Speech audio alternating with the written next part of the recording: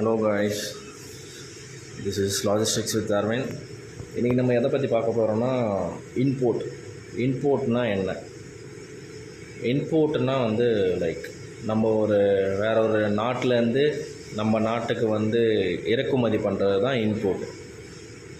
அந்த இன்போர்ட் எப்படிலாம் பண்ணலான்னு இருக்குது.